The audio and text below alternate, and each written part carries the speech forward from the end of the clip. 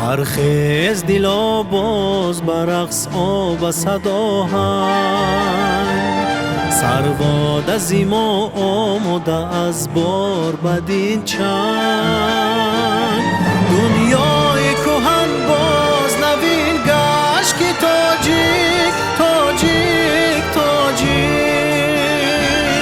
دریافت دوباره شرفی تاج و هم افرنگ افرنگ افرنگ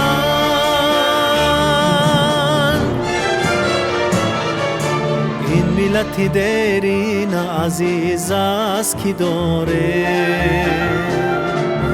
نامش و جهان درج کنیم ارج گذاریم تاریخ من و توست در اوراق عوض داشت ما سوخته آتش نفس و برق و شراریم تاریخ من و توست در اوراق عوض داشت ما سوخته آتش نفس و برق و شراریم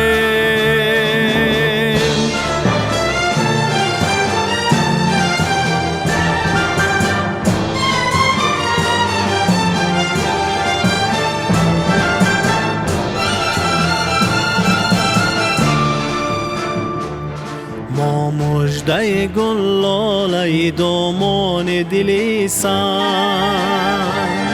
با فلسفه عشق و وفا زاده فرهنگ تکراری خزانیم که گل باغی جهانیم جهانیم جهانیم ما وارثی سامانی و شاهنامه هوشنگ هوشنگ هوشنگ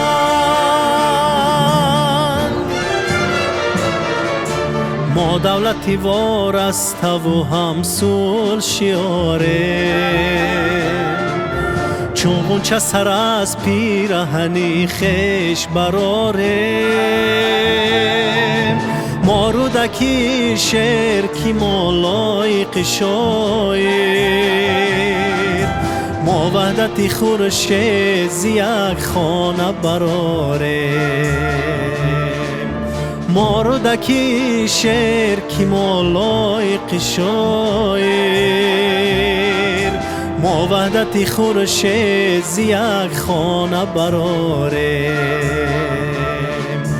ما وحدتی خورشید ز یک خانه براریم